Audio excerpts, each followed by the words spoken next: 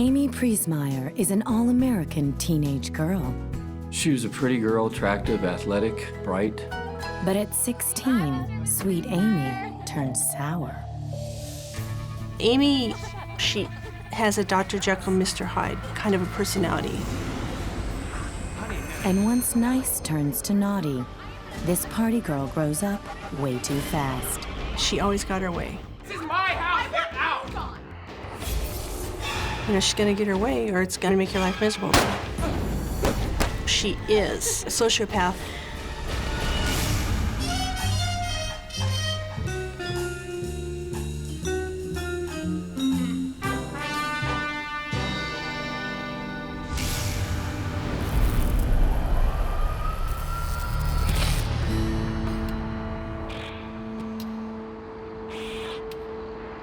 Lancaster, California.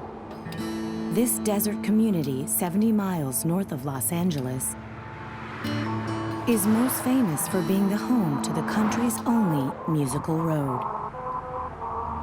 This quarter-mile stretch of highway is built to play the William Tell Overture, which can be heard as cars travel down the road.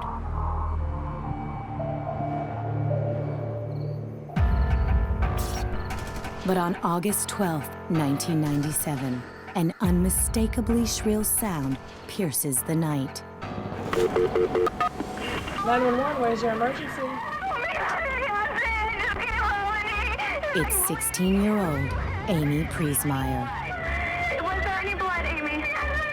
Yes, she said there's blood everywhere. What I need you to do. The pregnant teen has returned home with friends to discover the father of her unborn child, Ricky Cowles Jr., has been brutally attacked. Amy is beyond beside herself. She's screaming, she's yelling into the phone. She can barely get out to explain what happened. We just couldn't imagine who would have wanted to do this, who could have done this.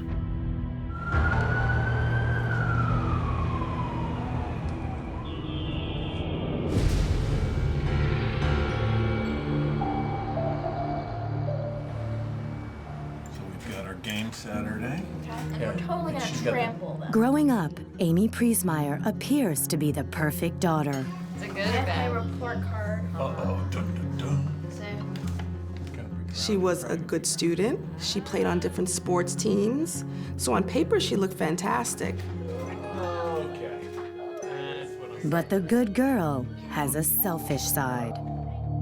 She was the youngest of 2 children, raised in a 2-parent home. But she was extremely spoiled. She was very spoiled by her parents. She was manipulative and not used to hearing the word no. Hi, Mr. and Miss Preasmyer. And behind that picture-perfect facade Finally. is a party girl. All right, what are we getting into tonight? Amy liked excitement. She liked to have fun and she liked to party. She had a lot of rope given to her as a teenager. Amy especially loves to hang with her troublemaking older pal, Jennifer Kellogg. Jennifer had a bad side, and she experimented with drugs and boys and partying. And she was able to introduce the girls to things that maybe they weren't used to before. Amy was starting to lead a double life, but it wasn't that big a shift because apparently Mom and Dad weren't holding her toes too close to the fire at home.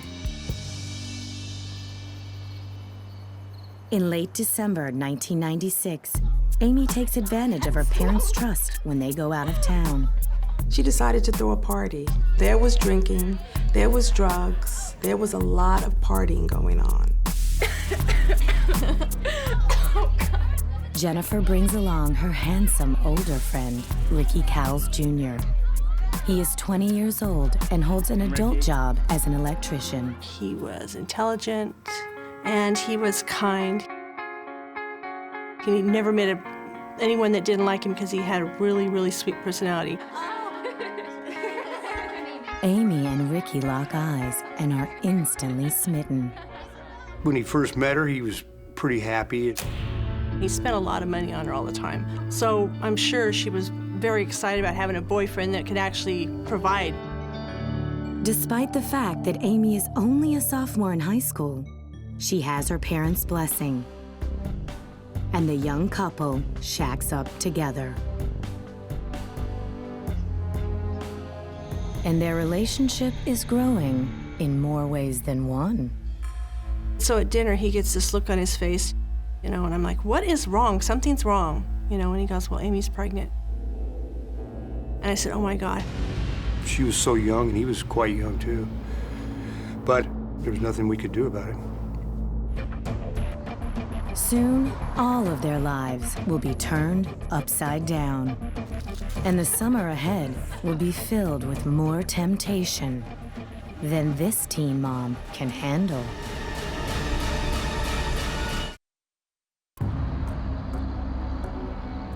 In the summer of 1997, 16-year-old Amy Preasmyer is pregnant and living with her older boyfriend, Ricky. Hey, girls. That's a good stuff, right? Of course. Soon after Amy and Ricky moved in together, the truth about Amy's lifestyle started to come out, and the fact that she loved to party and she loved to be with her friends.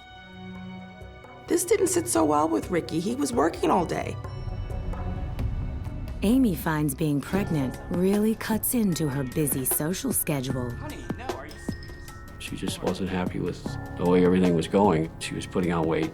She couldn't party as much. No, I'm gonna have a drink. It's... Honey, no. Seriously, you're the one that's... Having been held utterly unaccountable before, now she's responsible for another life. It's no. Her life was ruined as she saw it. Aren't you with the baby? See you later. Okay, so you're gonna leave, real mature. Storm off like you always do. By early August, Amy is bored with playing house. She invites her friends, Jennifer and Caitlin, to move in to keep her company.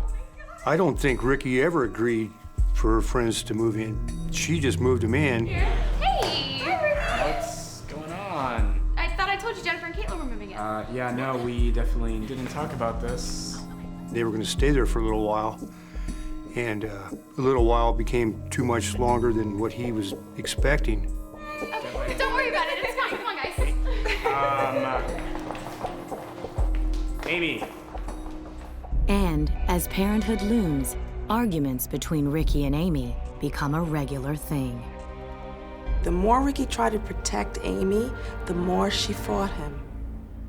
The more she didn't want to be controlled or follow his rules. And her friends were always in the middle of it. That's when he got mad and told them that they had to leave. They're the only thing pulling you and I apart. So he was being the mean guy by kicking him out. She got mad because she didn't think there was any problem with the other two girls living there. I am an adult. I will do whatever. At this point, Amy is completely miserable. She feels like her youth has been taken away. She feels controlled. I'm gonna ruin your life. Ruin your life, but don't... She's incredibly unhappy. On August 9th, Ricky goes on a weekend trip with family to clear his head. Oh my gosh, it is so nice not having Ricky around. Oh my gosh, I know. It's like he's like always there nagging at me. And with Ricky away, Amy plays. She throws a huge party in their apartment. Jennifer brings along an old friend, Billy Hoffman. At just 18, Billy has a tough reputation. Billy was a small-time drug dealer who also took drugs. So he fit in just fine with their partying lifestyle. Amy's ex is also in town, and she decides to take her wild weekend one step further.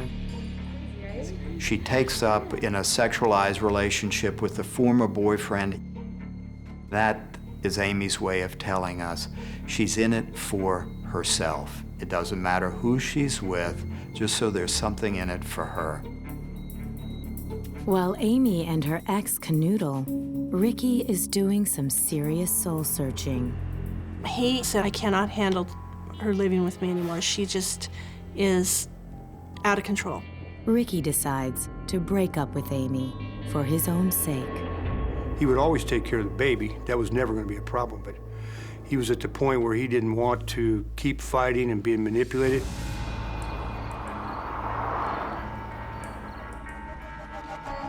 But Ricky will never have the chance to deliver that news. On August 12, 1997, after a weekend with family, Ricky Cowles Jr. has decided to break up with his pregnant girlfriend, Amy Preasmyer. He knew that he loved this baby, and he knew that he loved Amy, but that the relationship wouldn't work. Even on the phone, Amy can sense Ricky is pulling away. She anxiously suggests they talk that evening at their apartment in Lancaster. My wife saw Ricky when he came to our house to say goodbye that night, just to go back to his apartment. Bye, Mom, I love you, see you tomorrow. And that's it. He left. When he arrives home, Amy is nowhere to be found. He came home from work the way he usually did, walked in, and the door was unlocked. Baffled, he heads up the stairs to his bedroom to take a shower.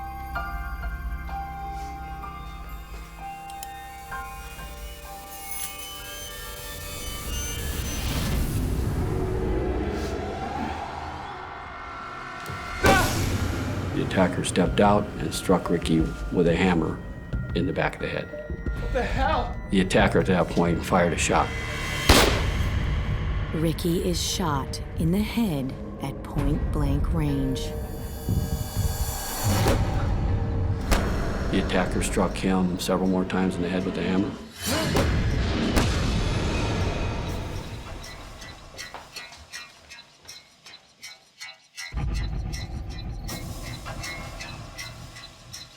A short time later, Amy comes home with her friends. At that point, Amy goes up the steps, and she sees Ricky laid out on the floor, blood pouring from his head. Ricky! Ricky, are you okay? But he was still alive. Oh God, we have to call 911. They call 911 and police rush to the scene. Paramedics arrive and the girls are hysterical in the background, especially Amy screaming and crying. Okay, who shot you, Rich? No one did it? Who did it? He is still slightly coherent and able to talk. Who did it? Who shot you in the head? But it's a little bit too late. He lost too much blood and he wasn't able to answer their questions. Ricky's parents are heartbroken to see their son in agony. We get into the door and I'm screaming hysterically because I see him. I don't know, I was not in this world. It's just unbelievable, the grief that we had. Okay, this is the top of the flight. Detectives survey the suspicious crime scene. There was blood spatter on the wall. Okay, it's going to be 25 auto, I believe. There was one shell casing on the floor. Yeah, get him. As he is airlifted to the hospital and rushed into surgery, Ricky falls into a coma. Days later, doctors tell Ricky's family he has no chance of recovery. Amy accepts the devastating news in her own way. You promised me you would get me a car for my birthday, and then you didn't. Why did you have to do this? Like, you're supposed to buy me a car for my birthday, you know, I don't understand what happened, what went wrong. Did I really hear her just say that?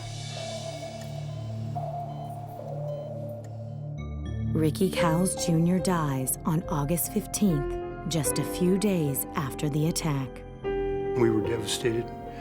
It's one thing to lose your child, but the way we lost him and how it all happened, and it was just because we both knew we'd lost something that we couldn't replace.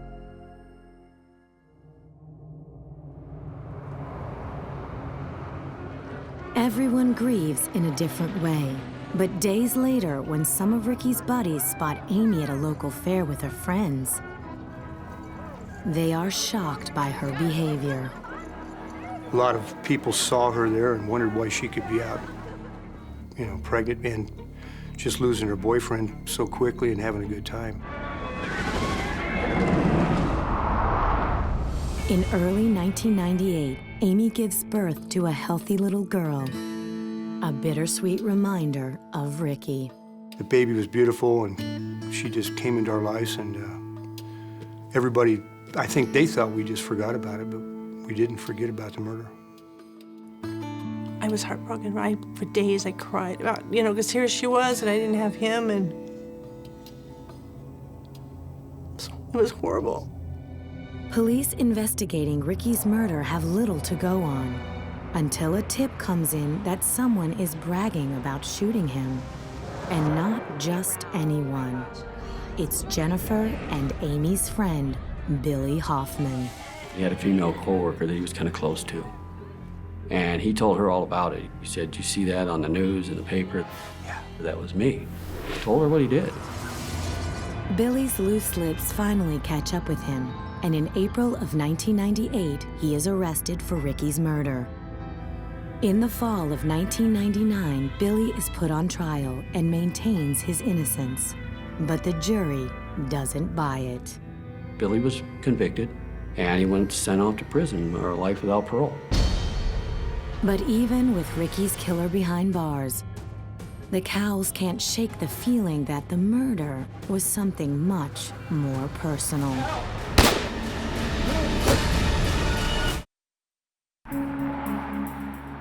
In the spring of 2002, Billy Hoffman is in prison for the murder of Ricky Cowles Jr.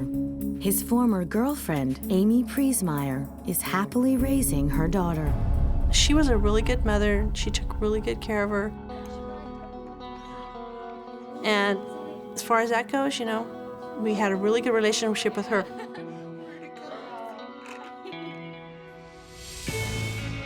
Behind bars, Billy decides he has something he wants to get off his chest. And 5 years after their son is shot to death, the Cowles get a shocking surprise. He wrote a letter to Rick and Debbie Cowles apologizing for his part in their son's murder, which would lead someone to believe that there were other people involved, which was already suspected. And I'm reading it, crying the whole time, thinking, I can't believe this. By that time, we knew that Amy had something to do with it, but we didn't know what for sure. He reveals to investigators that Amy and Jennifer approached him with an offer he couldn't refuse. Hey, Billy. I was wondering if you could help me out with something. Sure. What do you need? You know Ricky, right? They asked him if he would be willing to commit a murder and be paid for it. He agreed. They offered him sex and drugs and alcohol and $300. Yeah, no, I could totally. Yeah? They valued his life at $300. Somebody will kill for $300? And during the weekend Ricky was away with his parents, Amy and Jennifer were finalizing their devious plan with Billy. So they told Billy to hide in the bedroom, and when he'd come upstairs, to attack him and kill him. On August 12th, the girls let Billy into the apartment. Amy left that evening, eager to start the rest of her life without Ricky. After a 3-year investigation, Amy Preasmyer and Jennifer Kellogg are arrested in the spring of 2005. The girls are thrown into a jail cell together, but don't know they are being secretly recorded. Amy can't keep her mouth shut. She went on a 2 or 3 minute tirade about Billy Hoffman, what a punk he was. Her people would get to him. But in court, she's far more subdued. She didn't have any remorse. She hardly looked at us, ever. She kept her head down, never showed any emotion at all. It turns out Amy had good reason to want Ricky gone for good. 1 million good reasons, and one very devious plan. Just weeks before the murder, Amy puts pressure on Ricky to get life insurance. What happened to you? What would we do? So she sees, oh, if I kill him, I have this $1 million life insurance policy. His family will take care of me and this baby for the rest of our lives. But Ricky never got the life insurance, and Amy was left empty-handed. During trial, Jennifer Kellogg makes a deal and receives 17 years from the crime. And on July 30th, 2007, Amy Preasmyer is finally convicted for her role in Ricky's murder. She is sentenced to life in prison without parole. It's a very small price for taking Ricky away from his family. Amy's had plenty of time to think about how bad she's messed up a lot of people's lives. A lot of people were affected by this. Her family, our family, baby. Today, Ricky's parents are raising his daughter and keeping his loving memory alive. We celebrate his life on his birthday every year, and we have a memorial to him, and it just helps to think of the good things. And, you know, we can't dwell on what would have been because we don't have that. You know, like he never was a father, he never was a husband. She took his adult life from us.